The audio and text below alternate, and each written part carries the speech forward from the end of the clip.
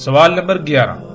ناظرین، ایک مقام پر دجال کو دیوقامت اور بڑی جسامت والا انسان قرار دیا جاتا ہے جو لوہے کی زنجیروں میں مضبوطی سے جکڑا ہوا تھا، تو وہیں دوسری طرف دوسرے مقام پر اسے کمزور، غمگین یعنی اپنے کیے پر پچھتانے والا، کراہتا ہوا، قابل ترس انسان یا شخص قرار دیا جاتا ہے۔ روایات کے عکس آپ سکرین پر دیکھ سکتے ہیں اور آپ خود انہیں پڑھ سکتے ہیں۔ ناظرین، یہ بھی ایک غیر معمولی تضاد ہے جس کا جواب دینا ایسے لوگوں کے بس سے باہر ہے، لیکن یہ علماء دجال ایک رخ کو سرے سے چھپا دیتے ہیں اور صرف دوسرے رخ کو ہی سامنے لاتے ہیں کہ وہ ایک بہت بڑا دیوقامت انسان تھا۔ اس بات کی بھی حقیقت کیا ہے آگے اس کا کھل کی وضاحت ہو جائے گی، لیکن یہ لوگ ایسا اس لیے کرتے ہیں کیونکہ ان کو علم ہے کہ اگر اس کے کمزور ہونے اور کراہنے والی بات کو سامنے لایا جائے گا تو پھر اس طبقے نے، ان لوگوں نے اس سے ایسی باتیں منسوب کی ہوئی ہیں کہ وہ بڑے بڑے کام کرے گا جو اللہ کے کرنے والے ہیں۔ تو وہ کیسے کر سکتا ہے جو خود قابل ترس ہے، جو اپنی حالت کو ٹھیک نہیں کر سکتا، قابل ترس ہے، وہ کرا رہا ہے، چیخ رہا ہے، وہ بکا کر رہا ہے، وہ رب ہونے کا دعویٰ کیسے کر سکتا ہے؟ یوں اس سوال کا جواب یہ لوگ قیامت تک نہ دے سکتے تو سب سے بہتر انہیں یہی لگا کہ اس بات کو ہی چھپا دو، اس رخ کو چھپا دو، کیونکہ انہیں علم ہے کہ عام عوام ان کی محتاج ہے، وہ نہ ہی خود غور و فکر کرے گی اور نہ ہی ان لوگوں کا، اس طبقے کا یہ پول ان پر کھلے گا۔ اس لیے جتنا جی چاہے دھوکہ دو، عوام کو جتنا جی چاہے دھوکہ دو، کوئی پوچھنے والا نہیں، بلکہ الٹا لوگ تعریفیں ہی کریں گے کہ کتنے بڑے بڑے علماء ہیں جو دین کی خدمت کر رہے ہیں۔ لیکن حقیقت کیا ہے ناظرین؟ حقیقت آپ کے سامنے ہے، اور جیسے سے آگے بڑھیں گے آپ کے رونگٹے کھڑے ہو جائیں گے، جن حقائق کا آگے چل کر آپ کو سامنا کرنا پڑے گا، جو حقائق کھل کر سامنے آئیں گے۔ اس طبقے کی حقیقت کیا ہے؟ سوال نمبر 12۔ قرآن میں اللہ سبحانہ وتعالی نے صراحت کے ساتھ واضح کر دیا کہ اللہ سبحانہ وتعالی نے الرحمن ہونے کے ناطے ہر انسان کے لیے 1000 سال کی مدت کا تعین کر دیا، یعنی کوئی بھی انسان زیادہ سے زیادہ 1000 سال زندہ رہ سکتا ہے۔ اور ناظرین، اس کی وضاحت آگے چل کر قرآن کی آیات کی روشنی میں عیسیٰ ابن مریم علیہ السلام والے موضوع میں آئے گی۔ فی الحال ہم آگے بڑھیں گے، وہ یہ کہ جب کوئی بھی انسان 1000 سال سے زیادہ عمر نہیں پا سکتا، یعنی اپنی پیدائش سے اپنی وفات تک 1000 سال سے زیادہ مدت نہیں پا سکتا، تو سوال یہ پیدا ہوتا ہے کہ اگر دجال انسان ہے تو پھر اس کی عمر 1000 سال سے زیادہ کیسے ہو گئی؟ ایک طرف اللہ کہتا ہے کہ وہ اپنی سنت کے خلاف نہیں کرتا، اپنے قانون کے خلاف نہیں کرتا، اللہ الرحمن ہے، تو یہ کیسے ممکن ہے کہ اللہ اپنے ہی قانون اور سنت کے خلاف کرے اور اپنے الرحمن ہونے کی ہی نفی کر دے؟ پھر ناظرین، سوالات تو یہ پیدا ہوتے ہیں کہ اگر وہ وہاں ایک جزیرے میں قید تھا تو اسے قید کس نے، کب اور کیوں کیا؟ اگر یہ سب ایسا ہی تھا تو کیا اصحاب رسول کے اذہان میں یہ غیر معمولی سوالات پیدا نہ ہوئے؟ کیا انہوں نے اللہ کے نبی محمد صلی اللہ علیہ وآلہ وسلم سے ایسے سوالات نہ کیے کہ یا رسول اللہ صلی اللہ علیہ وآلہ وسلم، اس کو قید کب کیا گیا، کس نے قید کیا اور کیوں قید کیا، اسے قتل ہی کیوں نہ کر دیا گیا؟ کیونکہ جس نے قید کیا اسے اس کی حقیقت کا علم تھا تو قید کیا نا۔ اور پھر جب کہ وہ وہاں قید تھا تو اصحاب رسول ابن سیاد کے دجال ہونے کی قسمیں کیوں کھاتے تھے؟ یعنی کہ جب صحابہ کرام کو یہ پتا ہے کہ دجال تو ایک جزیرے پر قید ہے جو کہ آخری دور میں نکلے گا، آزاد کیا جائے گا، تو اس کے باوجود وہ اپنی زندگیوں میں اس وقت ابن سیاد کے دجال ہونے پر قسمیں کیوں کھا رہے ہیں؟ پھر ابن سیاد تو یثرب میں ہی پیدا ہوا تھا، جسے آج یہ لوگ مدینہ کہتے ہیں، اور انہی کے سامنے پلا بڑا۔ کیا انہیں یہ سب علم نہیں تھا کہ دجال تو ایک جزیرے میں پہلے سے قید ہے اور دجال تو مدینہ اور مکہ میں داخل نہیں ہو سکتا، لیکن ابن سیاد مدینہ میں پیدا ہوا، اس کی موت ہوئی اور مکہ میں بھی آتا جاتا ہے؟ ناظرین، کیا کبھی آپ نے ان پہلوؤں پر غور کیا؟ کبھی آپ نے غور و فکر کیا، یا پھر آپ آنکھیں بند کر کے اسی علماء دجال طبقے کے پیچھے بھاگ رہے ہیں؟ یہ جدھر جدھر آپ کو لے جا رہے ہیں آپ ان کے پیچھے ادھر ادھر چلے جا رہے ہیں اپنی آنکھیں بند کر کے. کیا کبھی آپ نے غور کیا اس کا انجام کیا ہوگا؟ آپ کس کا نقصان کر رہے ہیں؟ ناظرین، آپ کسی کا نقصان نہیں کر رہے، صرف اور صرف اپنا ہی نقصان کر رہے ہیں. جب وقت آئے گا تب سوائے پچھتاوے کے کچھ نہیں رہے گا. آج وقت ہے، خدارا اپنی آنکھیں کھولیے، ورنہ بعد میں ہلاکت کے سوا کچھ سامنے نہیں آئے گا. آگے بڑھتے ہیں ناظرین، سوال نمبر 13. ناظرین، جب یہ واقعہ مدینہ کا ہے اور ایسے موقع کا ہے جب مدینہ کے تقریباً تمام انصار و مہاجرین موجود تھے، تو کیا صرف فاطمہ بنت قیس ہی ایسی تھیں کہ جن کو یہ روایت یاد رہی؟ حالانکہ یہ تو ایک ایسا واقعہ تھا جو نہایت عجیب و غریب تھا اور اس کو کبار اصحاب رسول کو ضرور بیان کرنا چاہیے تھا، لیکن ہمیں ایسا کچھ نہیں ملتا. صرف ایک ہی عورت سے یہ واقعہ منسوب ہمیں ملتا ہے. آخر اس کی وجہ کیا ہے؟ سوال نمبر 14. سوال یہ پیدا ہوتا ہے کہ جب جساسہ دجال کے لیے جاسوسی کرتا تھا، جس سے ثابت ہوتا ہے کہ دجال خبروں کے لیے جساسہ کا محتاج تھا، تو پھر دجال نے جو سوالات کیے وہ تمام کی تمام خبریں جن کا تعلق قطعی غیب سے تھا، ان کا علم اسے کس طرح ہو گیا؟ جیسا کہ ایسے نظریات سے تو بالکل واضح ہو جاتا ہے کہ ایسے تمام کے تمام لوگوں کے نزدیک جو دجال کو ایک معین شخصیت اور وہاں جزیرے پر قید سمجھتے ہیں، ان کے نزدیک ایک شخص جو کہ دجال ہے وہ بھی علم غیب رکھتا ہے، علم غیب رکھتا تھا. تو دوسری طرف انہی لوگوں کا عقیدہ یہ ہے کہ غیب کا علم اللہ کے سوا کسی کو نہیں. تو پھر دجال جب کہ ایک انسان ہے تو اسے غیب کا علم کہاں سے ہو گیا؟ قرآن میں تو اللہ سبحانہ و تعالیٰ نے واضح کر دیا بالکل صراحت کے ساتھ کہ اللہ صرف اپنے چنیدہ رسولوں پر غیب میں سے کچھ ظاہر کرتا ہے. تو کیا دجال اللہ کا رسول ٹھہرا؟ کیا ناظرین کسی کے پاس اس سوال کا جواب ہے؟ خواہ کچھ بھی ہو جائے، کوئی بھی ایسا شخص جو دجال کے ایک انسان ہونے کا دعوے دار ہے، اس عقیدے نظریے پر ڈٹا ہوا ہے، قائم ہے، وہ اس سوال کا جواب نہیں دے سکتا. وہ قرآن کا کفر کر رہا ہے، اللہ کی آیات کا کفر کر رہا ہے، اللہ کے کلام قرآن کا الحکیم ہونے کا کفر کر رہا ہے. پھر ناظرین سوال نمبر 15. جب دجال کو سب علم ہے کہ وہ رب نہیں ہے، رب اللہ ہی ہے، اس کا انجام کیا ہے، تو اس کے باوجود وہ رب ہونے کا دعویٰ کیسے کر سکتا ہے؟ پھر ناظرین سب سے بڑی بات تو یہ ہے کہ رب کے معنی کیا ہے. ہمارا رب کون ہے؟ ہمارا رب اللہ ہے. یعنی ہمارا رب اللہ ہے تو اللہ ہمارا رب کیسے ہے؟ کیا اللہ نے کبھی زبان سے کہا جی میں تمہارا رب ہوں؟ رب تو کہتے ہیں وہ ذات جو کسی شے جب اس کا وجود نہیں ہوتا اسے وجود دیتی ہے، پھر اس کی تمام تر ضروریات اسے خلق کر کے مہیا کرتی ہے. کیا اس کے لیے فائدہ مند ہے، کیا نقصان دہ ہے؟ اس کے سواری کے ذرائع، اس کے کھانے پینے کی تمام حاجات، اس کی ضروریات پوری کرتی ہے وہ ذات، نہ کہ صرف زبان سے یہ کہنا جی میں تمہارا رب ہوں. آگے ناظرین سوال نمبر 16.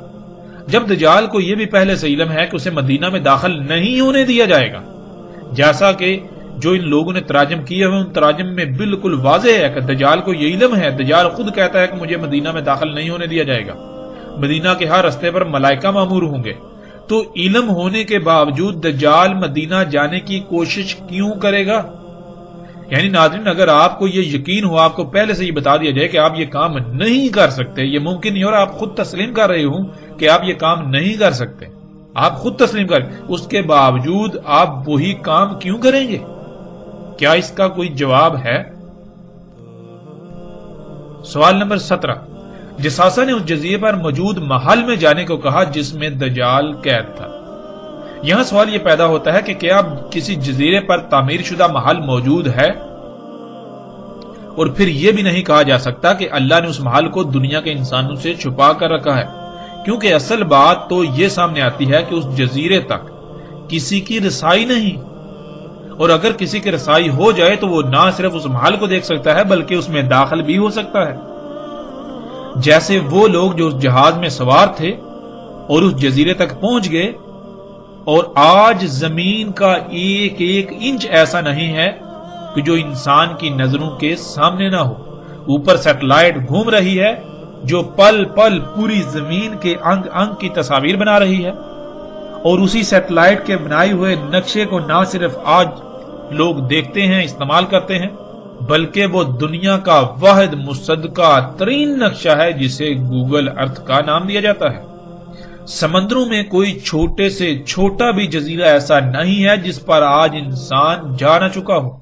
اس کے باوجود نہ ہی کوئی ایسا محل کہیں ملتا ہے، اور نہ ہی کوئی ایسا شخص، اور نہ ہی کوئی ایسا جانور جسے جساسا کا نام دیا گیا۔ تو ناظرین، آخر ایسا کیوں؟ آخر وہ جزیرہ آج کہاں گیا؟ وہ محل کہاں گیا؟ اور اس میں قید دجال کہاں گیا؟ آج جب کوئی ایسا محل کہیں موجود ہی نہیں، اور اگر تھا تو پھر بغیر کسی شک و شبے کے ظاہر ہے محل تباہ ہو چکا، اور دجال نہ جانے کب کا آزاد ہو چکا۔ اور پھر حقیقت اگر یہی ہے تو پھر وہ دجال کہاں گیا؟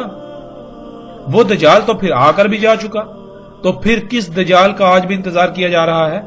اس روایت کی بنیاد پر دجال کو انسان ثابت کرنے اور انسان ہونے کا عقیدہ رکھنے والوں کی بھی حقیقت کھل کر آشکار ہو جاتی ہے کہ وہ محض نہ صرف خود کو دھوکے میں مبتلا کیے ہوئے ہیں، بلکہ اکثریت کو بھی اسی دھوکے میں مبتلا کر کے ان کی دنیا اور آخرت تباہ کر رہے ہیں۔ ناظرین، اس روایت پر مزید کئی سوالات پیدا ہوتے ہیں اور اعتراضات سامنے آتے ہیں جن کی تعداد بہت زیادہ ہے، لیکن ہم صرف انہی سوالات پر اکتفا کرتے ہیں۔ یہ ایسے اعتراضات ہیں، ایسے سوالات ہیں کہ ان کو دور کرنا ناممکن ہے، ان کے جوابات دینا ناممکن ہے۔ روایت کی صحت کو کوئی ایک ہی اعتراض مشکوک بنا دیتا ہے، لیکن اس میں تو درجنوں لاجواب اعتراضات ہیں۔ تو یہ روایت کیسے قابل تسلیم کہی جا سکتی ہے یا تسلیم کی جا سکتی ہے؟ ان اعتراضات کی روشنی میں اس روایت کی اہمیت بالکل صفر ہو جاتی ہے، لیکن اس کے باوجود ہم اس روایت کی اصل حقیقت پر ضرور روشنی ڈالیں گے تاکہ حق کھل کر واضح ہو جائے اور کسی کے پاس کوئی عذر، شک یا شبہ وغیرہ نہ رہے۔ کوئی یہ نہ کہے کہ انہوں نے ان اعتراضات کی بنیاد پر اس روایت کو بالکل سرے پر کر دیا، ایک سائڈ پر کر دیا، کیونکہ ان کے پاس اصل بات کا جواب نہیں تھا۔ یعنی کہ ہم کسی کے پاس الحمدللہ ایسا کوئی بہانہ بھی نہیں رہنے دیں گے۔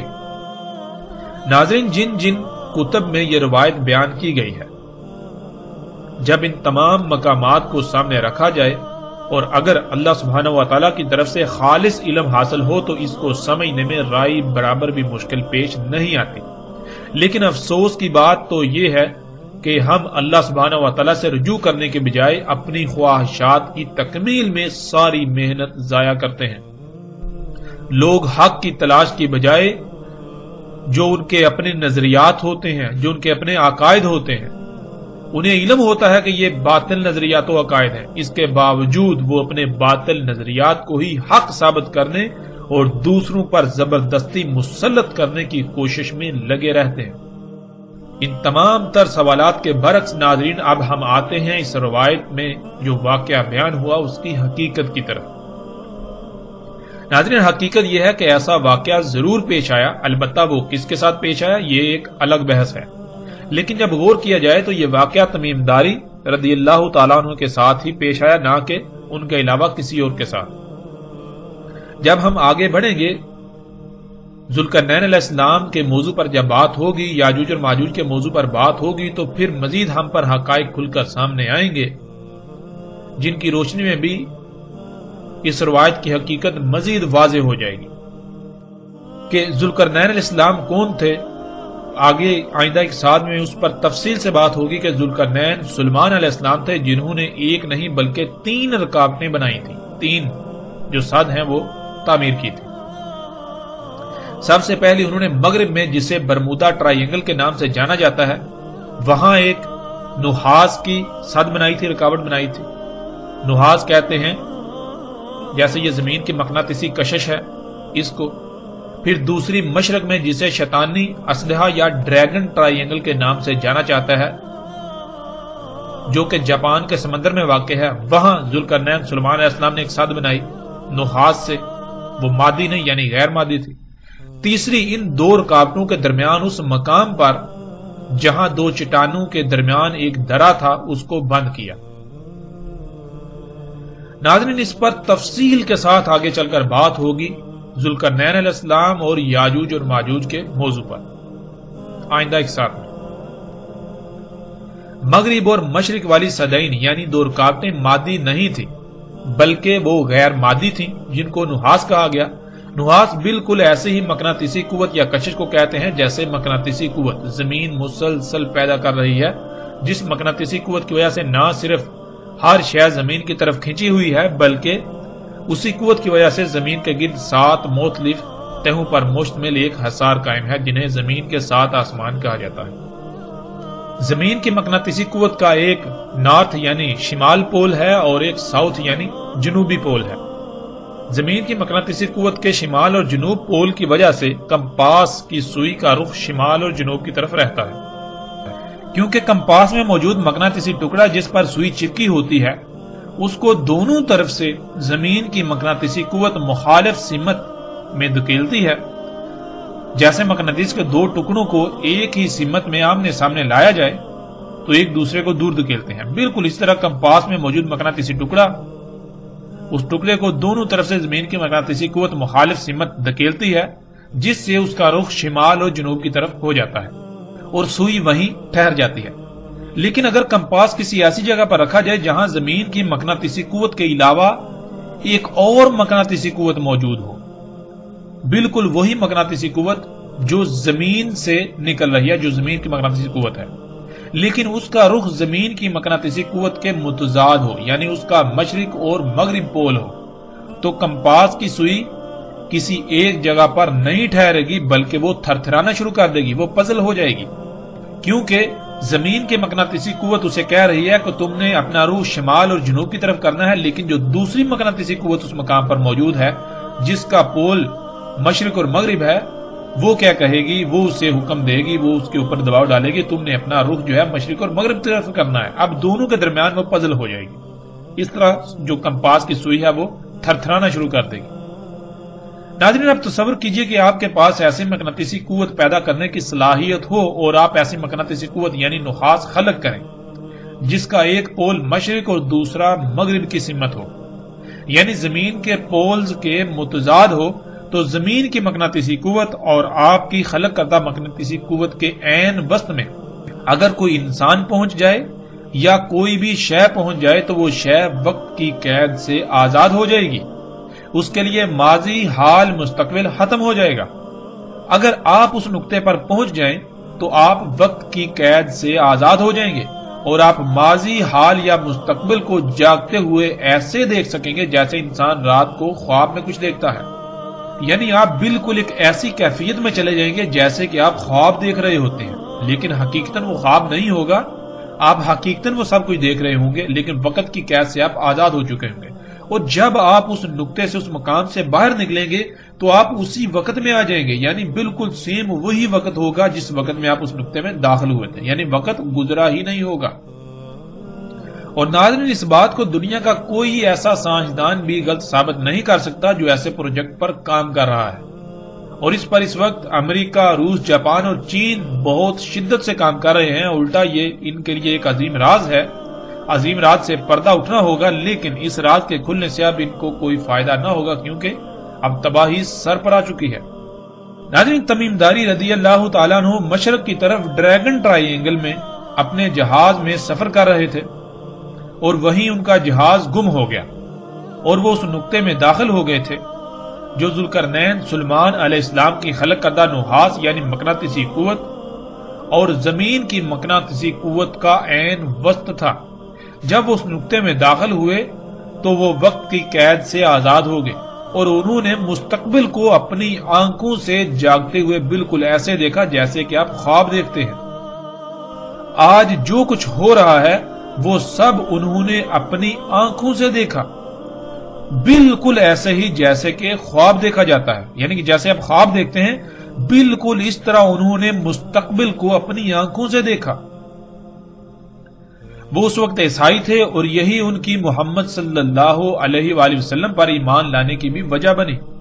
جو کچھ انہوں نے اپنی آنکھوں سے دیکھا تھا، یعنی ان کے ساتھ جو واقعہ پیش آیا تھا، وہ اگر کسی سے بھی بیان کرتے تو اس وقت کوئی بھی ایسا شخص نہیں تھا جو ان کی اس بات کو سمجھنے کی صلاحیت رکھتا سوائے محمد رسول اللہ صلی اللہ علیہ وآلہ وسلم کے۔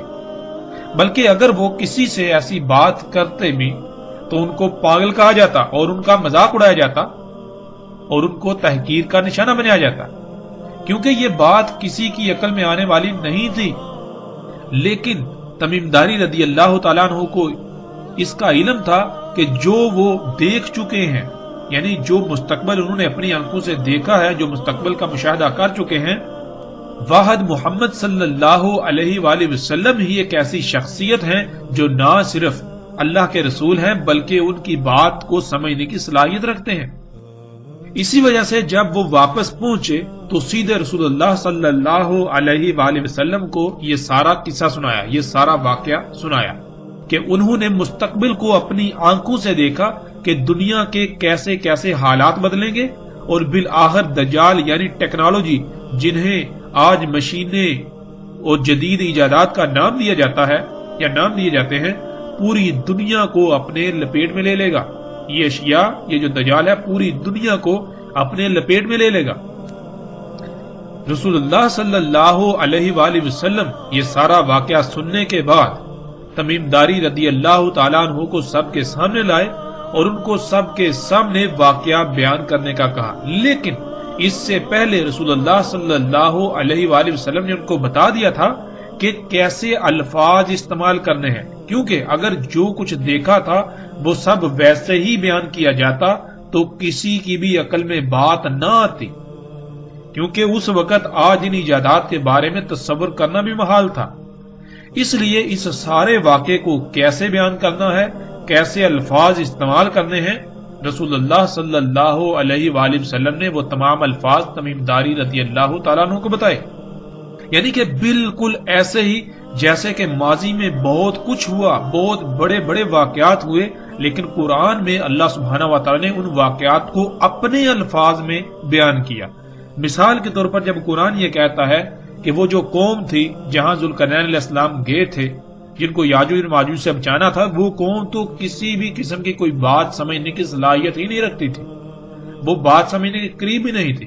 لیکن اس کے برعکس قرآن میں کیا لکھا ہے؟ قرآن میں تو بالکل واضح لکھا ہے، قالوا یا ذوالقرنین ان یاجوج و ماجوج مفسدون فی الارض، انہوں نے کہا کہ اے ذوالقرنین، یاجوج اور ماجوج جو ہیں وہ تو زمین میں فساد کرتے ہیں۔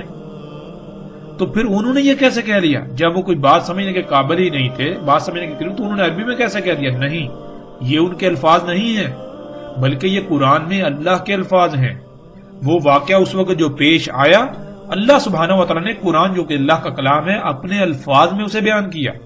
تو بالکل ناظرین اسی طرح وہ جو واقعہ تمیم داری رضی اللہ تعالیٰ عنہ کے ساتھ پیش آیا، رسول اللہ صلی اللہ علیہ وآلہ وسلم نے تمیم داری رضی اللہ تعالیٰ عنہ کی یہ رہنمائی کی کہ لوگوں کو یہ واقعہ کن الفاظ میں بتانا ہے تاکہ انہیں نہ تو کسی قسم کی کوئی پریشانی کا سامنا کرنا پڑے اور نہ ہی ان کے لیے یہ گمراہی کا باعث بنے، بلکہ الٹا یہ جب آئندہ جب دجال آئے گا تو اس وقت کے لوگوں کے لیے یہ بات فائدہ مند ہو۔ اور ناظرین روایت میں استعمال ہونے والے الفاظ یہ سب حقیقت کھول کر بیان کرتے ہیں جن کا آگے صراحت کے ساتھ ذکر آئے گا۔ جیسے کہ انہوں نے کہا ہم الدین میں داخل ہوئے۔ ناظرین الدیر کے لفظ الدیر کے دو معنی ہیں۔ اس کا ایک معنی ہے ایسا نقطہ یا مقام جو کسی شے کو تسلسل کے ساتھ اچانک انتہائی تیز رفتار سے باہر نکال دے، مثلا جیسے بندوق سے فائر کیا جاتا ہے تو گولی کے خول سے اچانک اس کا سکہ انتہائی تیز رفتاری سے باہر نکل جاتا ہے اور مسلسل آگے سفر کرتا ہے۔ اور ناظرین لفظ الدیر کے دوسرے معنی ہیں ہر طرف سے بند ایک سرنگ کے، یعنی کہ ہر طرف سے بند جیسے کوئی غار ہوتا ہے، لمبا غار لمبائی پر مشتمل، جیسے کوئی سرنگ ہوتی ہے جو ہر طرف سے بند ہو۔ اب ناظرین یہاں ہم پہلے معنی کو لیں گے اور اس کے بعد آگے جا کر دوسرے معنی کو بھی لیں گے۔ الدیر یہی وہ مقام تھا جہاں جہاز گم ہونے کے بعد وہ پہنچے اور اس مقام نے انہیں اچانک باہر نکال دیا، یعنی وہ وقت کی قید سے آزاد ہو گئے، وقت کی قید سے نکل گئے۔ جیسے آپ جب رات کو سوتے ہیں، ناظرین جب غور کریں، جب آپ رات کو سوتے ہیں تو آپ ایک خواب دیکھتے ہیں، خواب کے اندر آپ سالوں کی زندگی گزارتے ہیں، یعنی کہ آپ دیکھیں کہ آپ خواب میں بادشاہ بن گئے، کسی ملک کے سربراہ بن گئے، یا آپ جہاز اڑا رہے ہیں، یا آپ کوئی بھی کام کر رہے ہیں، تو خواب میں آپ ایک لمبی زندگی جی رہے ہوتے ہیں۔ خواب میں آپ دیکھتے ہیں کہ خواب میں آپ کئی سال کا وقت گزارتے ہیں، لیکن جب آپ کی آنکھ کھلتی ہے تو حقیقت کیا نکلتی ہے کہ صرف چند لمحے ہی ابھی گزرے ہوئے ہوتے ہیں، یعنی کہ چند لمحوں میں آپ نے سالوں پر محیط وقت کو ایسے دیکھا جیسا کہ آپ کے ساتھ وہ پیش آ رہا تھا، آپ اس میں موجود تھے۔ ناظرین بالکل اسی طرح الدیر کہتے ہیں ایسے مقام کو، جب آپ ایسے مقام پر پہنچیں تو آپ یہ جو دنیاوی شعور ہے اس سے نکل کر دوسرے شعور میں چلے جائیں، جیسے خواب میں ہوتا ہے۔ آپ چارپائی پہ ہوتے ہیں، سوتے ہیں، تو جب خواب میں بالکل اسی طرح ہو، وہ مقام جو آپ کو ایسی حالت میں دھکیل دے، ایسی حالت میں لے جائے۔ تو ناظرین تمیم داری رضی اللہ تعالیٰ عنہ جب جہاز کے گم ہونے کے بعد اس مقام پر پہنچے تو وہ وقت کی قید سے آزاد ہو گئے، یعنی کہ جیسے آپ خواب دیکھتے ہیں بالکل اسی طرح انہوں نے مستقبل کو اپنی آنکھوں سے دیکھا، بالکل ایسے دیکھا جیسے کہ اسی وقت میں وہ موجود ہے، یعنی جیسے آپ خواب دیکھتے ہیں بالکل عین اسی طرح انہوں نے مستقبل میں آنے والے تمام حالات و واقعات کو دیکھا۔ انہوں نے مستقبل کی 14-15 صدیوں کا مشاہدہ کیا جیسے آپ خواب دیکھتے ہیں۔ انہوں نے اس وقت سے لے کر دجال تک کا وقت اپنی آنکھوں سے دیکھا کہ دنیا میں کیا کیا تبدیلیاں رونما ہوں گی، کہ کون کون سی وجوہات دجال کے نکلنے کا باعث بنے گی۔ دجال جو کہ ہر لحاظ سے واضح ہو چکا کہ یہ ٹیکنالوجی ہے، یہ موجودہ ایجادات ہیں، یہ دجال ہے جنہیں انسان اپنے لیے مسیحا یعنی فائدہ مند سمجھتا ہے، آسائشیں سہولتیں سمجھتا ہے، لیکن در حقیقت یہ تمام ایجادات مسیحا نہیں ہیں، بلکہ انہی کی وجہ سے دنیا آج ہر طرح کے عذابوں، زلزلوں، سیلابوں، طوفانوں، بیماریوں، تباہیوں، مصیبتوں اور طرح طرح کی آزمائشوں کا شکار ہے، اور اسی کی وجہ سے ساتھ آئے گی، یعنی وہ عظیم زلزلہ آئے گا کہ جس میں تمام کے تمام انسان مارے جائیں گے اور زمین جہنم بن جائے گی۔ رسول اللہ صلی اللہ علیہ وآلہ وسلم کے الفاظ میں انہوں نے اس سارے واقعے کو یوں بیان کیا جسے ہم ایک مثال سے سمجھ لیتے ہیں۔ مثلا کچھ لوگ ہیں جو پہلی بار 1 سے 100 تک گنتی سیکھ رہے ہیں۔ ناظرین تصور کریں باقی سب ابھی 60 پر ہیں، یعنی 60 تک گنتی سیکھ پائے، لیکن آپ ان میں سب سے پہلے 100 تک گنتی سیکھ لیتے ہیں، یعنی کہ آپ نے 100 تک سیکھ لی۔ باقی لوگ ابھی 60 تک پہنچے لیکن آپ 100 تک پہنچ گئے۔ اب آپ اس کو یوں بیان کرتے ہیں کہ میں نے اپنی تعلیم کا سفر کیا، میں نے اپنی تعلیم کا سفر شروع کیا اور کافی آگے گیا تو میری کسی سے ملاقات ہوئی۔ میں نے اس سے پوچھا کہ تم کون ہو؟ اس نے جواب دیا میں 100 ہوں، یعنی 100 کا ہندسہ ہوں، اور ان قریب میں تمہارے سامنے آ جاؤں گا۔ اب 100 کا ہندسہ یہ بتاتا ہے کہ وہ کب تک سامنے آئے گا، یعنی کیا کیا اس سے پہلے ہونا لازم ہے کہ وہ اس کے بعد سامنے آئے گا۔ 100 کا ہندسہ اب آپ سے پوچھتا ہے کیا تم نے سکول میں داخلہ لے لیا؟ اب آپ جواب دیتے ہیں ہاں۔ اب وہ پھر آپ سے سوال کرتا ہے کیا حقیقتاً ایسا ہو چکا، یعنی آپ داخلہ لے چکے؟ آپ آگے سے جواب دیتے ہیں ہاں ایسا ہو چکا، میں سکول میں داخلہ لے چکا۔ اس نے پھر پوچھا کیا 1 آ گیا؟ آپ نے کہا ہاں وہ تو آ چکا۔ اس نے پھر پوچھا کہ 10 آ گیا؟ آپ نے جواب دیا ہاں 10 بھی آ چکا۔ اس نے پھر سوال کیا کیا 60 آ گیا؟ آپ نے جواب دیا ہاں وہ بھی آ چکا۔ اس نے پھر پوچھا کیا 70 آ گیا؟ اب آپ نے جواب دیا کہ نہیں وہ ابھی تک نہیں آیا۔ تو اس نے کہا کہ اب ان قریب وہی آئے گا، یعنی کہ اب ان قریب 70 آئے گا، اس کے بعد 80 آئے گا، پھر اس کے بعد 90 آئے گا۔ جب 90 آ جائے گا تو میرا سامنے آنے کا وقت بالکل قریب آ جائے گا، اور جب 99 آ جائے تو اچانک میں بھی سامنے آ جاؤں گا، لیکن جب تک 99 نہیں آتا تب تک قانون میں مجھے سامنے آنے کی اجازت ہے ہی نہیں۔ ناظرین، اس مثال کو بار بار سنیے اور اس میں غور کیجئے۔ اگر آپ نے اس مثال کو سمجھ لیا تو تمیم داری رضی اللہ تعالیٰ عنہ والے واقعے کی ساری حقیقت آپ کے اوپر کھل جائے گی۔ یہ مثال اس واقعے کی ساری حقیقت کو کھول کر رکھ دے گی اور بہت ہی آسانی سے سارا واقعہ بالکل سمجھ آ جائے گا۔ بالکل یہی کہا تمیم داری رضی اللہ تعالیٰ عنہ نے کہ ان کی ملاقات دجال سے ہوئی، انہوں نے دجال کو دیکھا۔ دجال کو آپ اس مثال میں 100 کا ہندسہ تصور کر لیں، جیسے آپ کی 100 کے ہندسے سے گفتگو ہوئی، بالکل ویسے ہی دجال کے ساتھ تمیم داری رضی اللہ تعالیٰ عنہ کی گفتگو ہوئی۔ یعنی حقیقتاً ایسی کسی گفتگو کا کوئی وجود نہیں ہے، ایسی کوئی گفتگو نہیں ہوئی، بلکہ ان کے ساتھ جو واقعہ پیش آیا، جو انہوں نے مستقبل کو اپنی آنکھوں سے دیکھ لیا، جو کہ باقی ابھی نہیں دیکھ سکتے، باقی جیسے انسان آئیں گے وہ دیکھیں گے، لیکن وہ پہلے ہی وہ سارے حالات و واقعات دیکھ چکے۔ اس سب کو سامنے عام سطح پر بیان کرنا تھا تاکہ اصل مقصد سب سمجھ جائیں، تو اس کو اس طرح حکمت کے ساتھ بیان کیا کہ دجال آئے گا، لیکن کب آئے گا؟ تمیم داری رضی اللہ تعالیٰ عنہ نے باقی سب سے پہلے ہی اسے دیکھ لیا۔ رسول اللہ صلی اللہ علیہ وآلہ وسلم کے بتائے ہوئے الفاظ میں انہوں نے بتایا کہ انہوں نے سوال کیا کہ کیا عربوں میں نبی آ گیا؟ ہم نے کہا ہاں آ گیا۔ اس نے پھر سوال کیا کیا انہوں نے اس کی اطاعت کی یا نافرمانی؟ ہم نے کہا اطاعت کی۔ دجال نے کہا اسی میں ان کے لیے خیر ہے۔ اب یہاں یہ ذہن میں رکھیں، دجال خیر نہیں بلکہ شر اکبر ہے۔ دجال سے بڑا شر اور کوئی نہیں ہے۔ جب سے انسانوں کو دنیا میں لایا گیا تو اس نے کہا کہ اسی میں ان کے لیے خیر ہے۔ اس کا مطلب یہ ہے کہ جب تک محمد رسول اللہ صلی اللہ علیہ وآلہ وسلم کی اطاعت ہوگی، انہی کی لائی ہوئی دعوت پر عمل کیا جائے گا، یعنی دنیا کو فطرت پر رکھا جائے گا، اسی میں انسانوں کے لیے خیر ہوگی۔ دجال نہیں نکل سکے گا جب تک رسول اللہ صلی اللہ علیہ وسلم کی دعوت کے مطابق دنیا کو فطرت پر رکھا جائے گا تو دجال نہیں نکل سکے گا، جس سے لوگوں کو نقصانات نہیں ہوں گے۔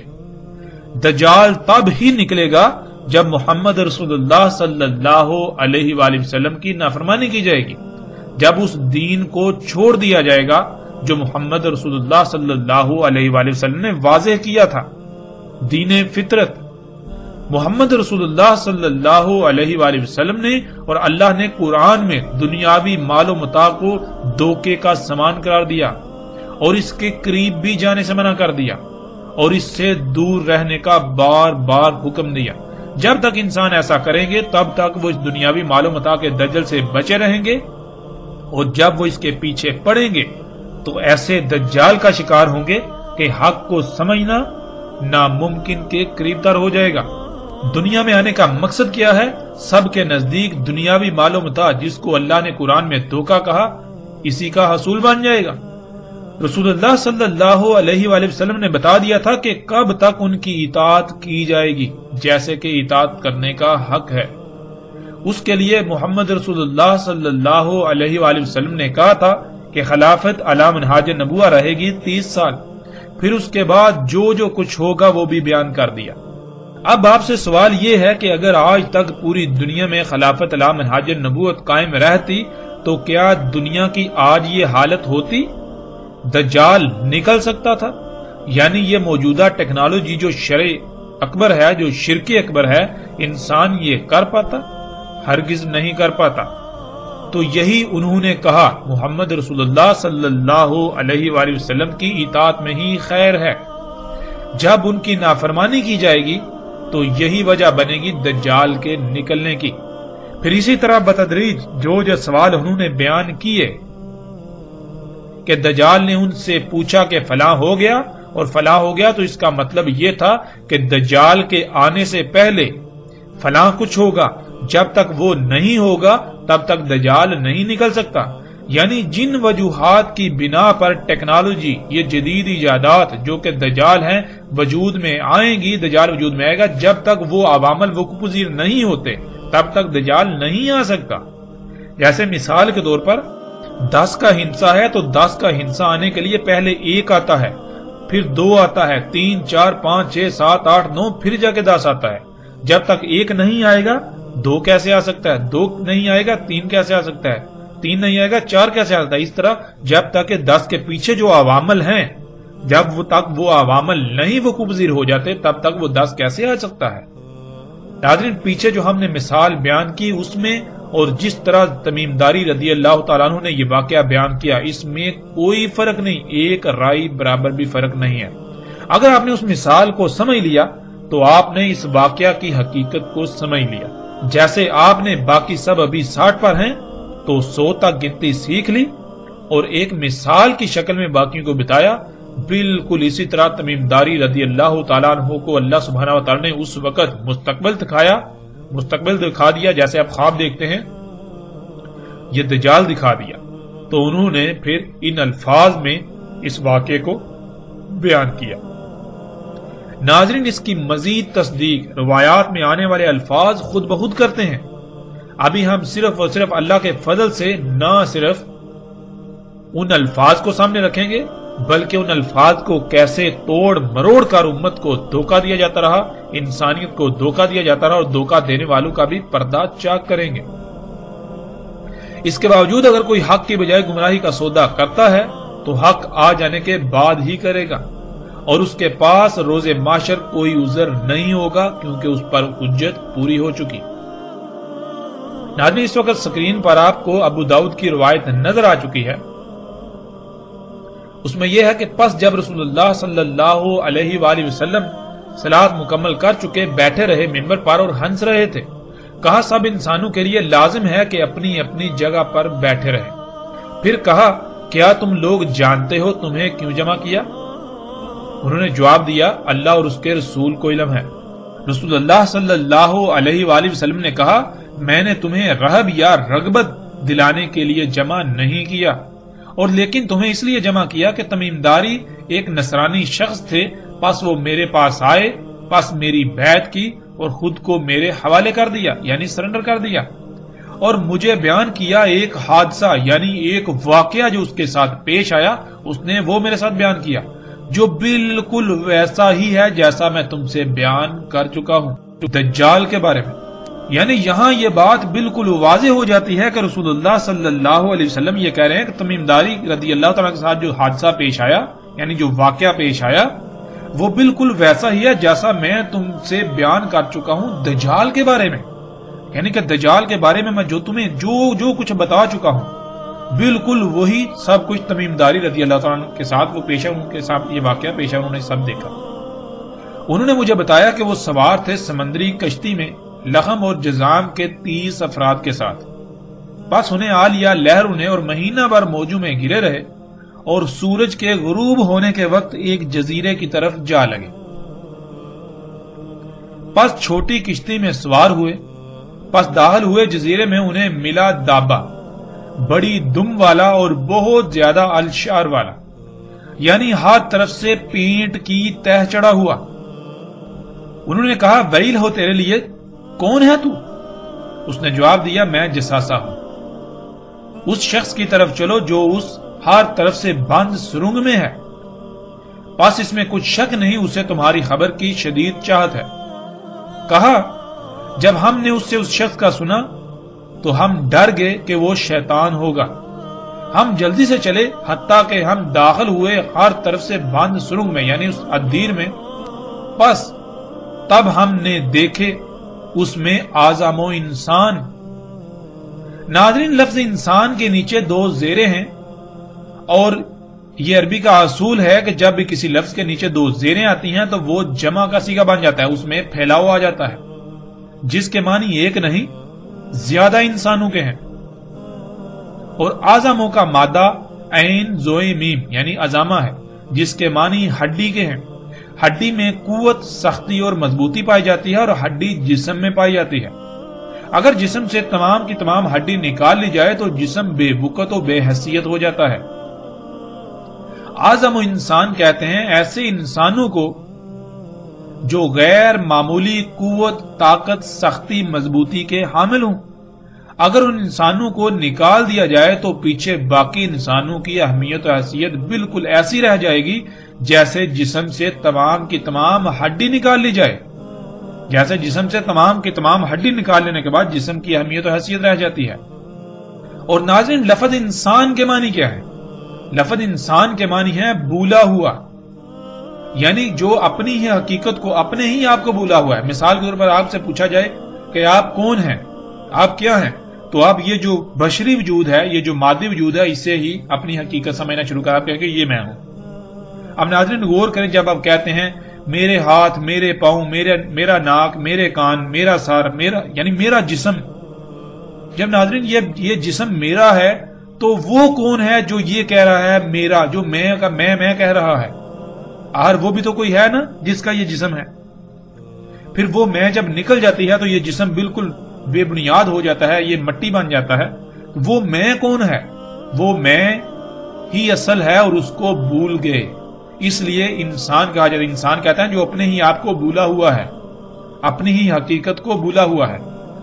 تو آدم و انسان ایسے بھولے ہوئے کہ اگر ان کو نکال دیا جائے تو پیچھے بھولے ہوئے کی کوئی اہمیت و حیثیت رہے گی ہی نہیں، یعنی پیچھے بھولے ہوئے کی اہمیت ایسی رہ جائے گی جیسے کہ جسم سے ہڈی نکال لی جائے تو جسم کی جو اہمیت و حیثیت رہ جاتی ہے۔ کہا اس نے میں جساسا ہوں، اس محل میں چلے جاؤ۔ پس جب میں اس میں گیا تب وہاں شخص تھا جو اپنی نرم مواد والی سیٹ پر، کرسی پر لوہے والے پٹو میں بہنے کی طرح دوڑتا ہوا، جیسے جانور جنسی حاجت پوری کرنے کے لیے مادہ پر سوار ہوتا ہے، اس طرح آسمان اور زمین کے درمیان کر رہا تھا۔ یعنی بہنے کی طرح دوڑتا ہوا آتا تھا اور اپنی اگلی ٹانگیں اٹھا کر آسمان پر چڑھ جاتا، آسمان پر سوار ہو جاتا اور پھر اسی طرح واپس زمین پر اتر آتا تھا۔ پوچھا اس سے کون ہے تو؟ پس اس نے جواب دیا میں دجال ہوں۔ ناظرین روایات سے یہ بات ثابت شدہ ہے کہ بعض صحابہ رضوان اللہ نے کہا کہ جساسہ وہی دابہ ہے جس کا ذکر قرآن میں ہے، یعنی زمین سے نکلنے والا انسان کا خلق کردہ دابہ۔ اور آگے دابہ کے موضوع پر تفصیل سے بات آئے گی کہ دابہ کیا ہے۔ اور روایت میں یہ بھی بات بالکل واضح ہے کہ انہوں نے کہا کہ ان کی ملاقات دابہ سے ہوئی، اس کی باری برکم دم اور کثیر و شر تھے اس پر۔ الشر کے معنی ہم ناظرین گزشتہ ایک ساتھ میں جان چکے ہیں۔ الشر کہتے ہیں اس مواد کو جس مواد سے آپ کے جسم پر بال وجود میں آتے ہیں، آپ کے جسم پر ناخن وجود میں آتے ہیں، جسے آج لچکدار پلاسٹک یعنی نائلون، اسفلٹ، پینٹ وغیرہ کا نام دیا جاتا ہے۔ اسی سے فوم سمیت ہزاروں مصنوعات تیار کی جاتی ہیں۔ اگر کسی بھی قسم کا کوئی شک رہے تو ایک روایت میں رسول اللہ صلی اللہ علیہ وآلہ وسلم کے الفاظ موجود ہیں آخری زمانے میں ہونے والی بارشوں کے حوالے سے، جسے آپ سکرین پر دیکھ سکتے ہیں۔ رسول اللہ صلی اللہ علیہ وآلہ وسلم نے کہا نہیں قائم ہوگی ساتھ حتیٰ کہ بارشیں ہوں گی، ان میں سے نہیں بچے گا کوئی گارے کا گھر سوائے اس کے جو الشر کے بنے ہوئے ہوں گے۔ اسی طرح ناظرین ایک اور روایت بھی ہے جس کا مفہوم کچھ یوں ہے کہ رسول اللہ صلی اللہ علیہ وآلہ وسلم نے کہا کہ ان بارشوں میں سے کوئی گھر نہیں بچے گا جس کی چھت سلامت رہے سوائے ان گھروں کے جن کی چھتیں الشر کی بنی ہوئی ہوں گی، جس کا ترجمہ یہ کیا جاتا ہے کہ جن گھروں کی چھتیں بالوں کی بنی ہوئی ہوں گی وہ چھتیں بچ جائیں گی، وہ گھر بچ جائیں گے، باقی سب گھر جو ہیں ان بارشوں میں بہہ جائیں گے۔ ناظرین اب کوئی بھی عقل رکھنے والا انسان یہ تسلیم نہیں کر سکتا کہ بالوں کی چھتیں بن سکتی ہیں، یعنی ان بالوں کی چھتیں جو جسم پر اگتے ہیں۔ لیکن جب ہم عربی کو عربی سمجھیں تو ہم پر واضح ہو جائے گا کہ الشر اس مواد کو کہتے ہیں جس سے بال وجود میں آتے ہیں، اور اسی مواد سے آج پوری دنیا میں چھتیں بنائی جا رہی ہیں جن پر بارشیں اثر انداز نہیں ہوتی۔ جیسا کہ گزشتہ ساتھ میں یہ بات واضح ہو چکی ہے کہ خام تیل سے بننے والی مصنوعات سے چھتیں بھی بنائی جا رہی ہیں۔ یہ دابہ ہوائی جہاز تھا، اور گزشتہ ایک ساتھ میں دجال کے حمار پر بھی اس کی بات ہو چکی، مختصراً اس پر بات ہو چکی۔ جیسے ہم آگے بڑھیں گے جب دابے کا موضوع آئے گا، دابہ من الارض یا دابہ فی الارض والا، تو اس میں تفصیل کے ساتھ یہ بات واضح ہو جائے گی کہ دابہ کیا ہے۔ ناظرین اب کوئی بھی عقل رکھنے والا انسان یہ تسلیم نہیں کر سکتا کہ وہ دابا جس سے تمیم داری رضی اللہ تعالیٰ عنہ کی ملاقات ہوئی وہ یہ ہوائی جہاز تھا جس کی باری برکم دم اور اس پر کثیر و شر یعنی ہر طرف سے پینٹ چڑھا ہوا تھا، پینٹ ہوا تھا۔ اب ناظرین اس کو یوں سمجھ لیں اس مثال میں کہ آپ کی ملاقات 99 سے ہوئی تو 99 نے آپ سے کہا آگے چلو، جو آگے ہے اس سے تمہارا انتظار ہے، تو جیسے ہی آگے گئے تو آگے 100 کے ہندسے سے ملاقات ہوئی۔ بالکل اسی طرح جب انہوں نے ہوائی جہاز دیکھا تو اس نے کہا اس الدیر یعنی اس ہر طرف سے بند سرنگ میں داخل ہو جاؤ۔ کہیں پر اسے الدیر یعنی ہر طرف سے بند سرنگ کہا گیا ایک مقام پر، اور کہیں یعنی دوسرے مقام پر اسے قصر یعنی محل کہا گیا۔ جہاز میں جب آپ داخل ہوں تو آپ حیران رہ جائیں گے کہ جہاز حقیقتاً نہ صرف الدیر ہے یعنی ایک ایسی سرنگ ہے جو ہر طرف سے بند ہے، اور وہ سرنگ اندر سے ایک محل کا منظر پیش کرتی ہے، بلکہ وہ سرنگ اندر سے محل کا منظر پیش کرتی ہے۔ جب وہ اس دیر یعنی محل نما ہر طرف سے بند سرنگ میں داخل ہوئے تو انہوں نے جو دیکھا اس کے بارے میں کئی طرح کے الفاظ آئے ہیں، اور وہ سب کے سب اپنی جگہ پر بالکل ٹھیک ہیں۔ اب سب سے پہلے ہم یہ دیکھتے ہیں کہ آج تک ان الفاظ کو کیسے بیان کیا گیا جو اندر موجود انسان کے بارے میں استعمال کیے گئے۔